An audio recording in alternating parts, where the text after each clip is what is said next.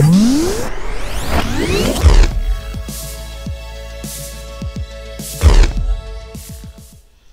bien bonjour et bienvenue sur la chaîne tuto. Donc aujourd'hui nous allons voir comment faire les niveaux sur une 208 essence équipée du moteur 1.2 PureTech. Donc nous allons commencer par le niveau d'huile. Donc vous avez la jauge qui se situe ici et le bouchon de remplissage là.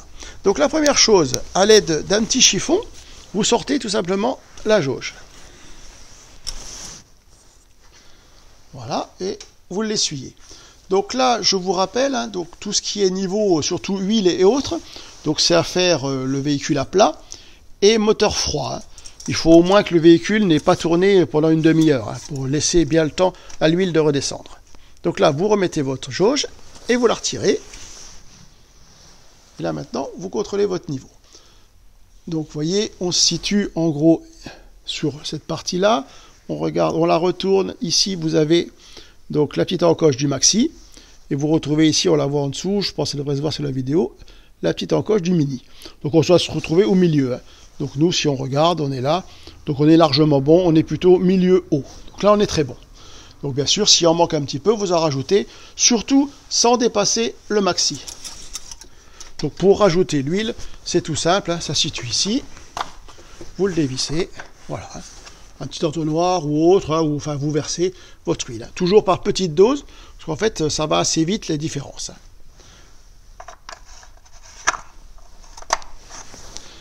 Maintenant on va passer au liquide de refroidissement.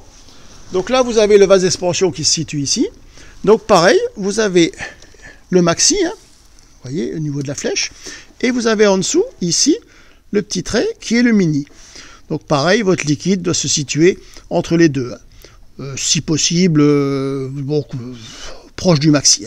Ça, c'est à faire, donc pareil, moteur froid, surtout si le moteur est chaud et autres, surtout vous n'ouvrez pas, comme tout le circuit de refroidissement est sous pression, ça risquerait de tout vous gicler sur vous, ça fait un peu comme la cocotte minute. Troisième niveau à contrôler, donc là, c'est le niveau de lave-glace, donc là c'est tout simple, vous soulevez, vous voyez, donc là, vous remplissez. Là, il n'y a pas à se poser de questions mini-maxi. Vous remplissez. Donc toujours, généralement, vous avez chaque fois les symboles. Vous voyez, donc là, vous pouvez, ça c'est un peu, c'est normalisé. Vous retrouvez le logo du lave-glace.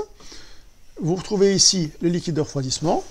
Et là, donc bien sûr, c'est indiqué l'huile. Le dernier niveau qu'on va faire, bien sûr, c'est au niveau des freins. Donc ça se situe ici.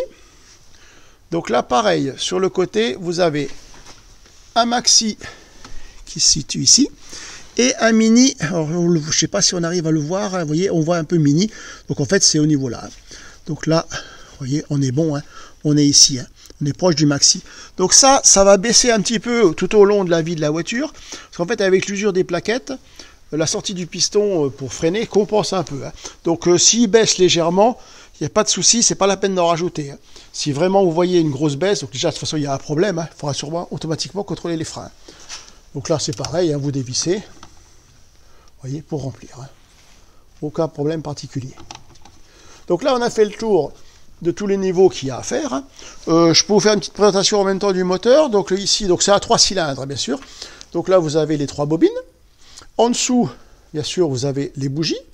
Donc pour changer les bougies, il faut sortir les bobines et ensuite vous accédez avec le puits.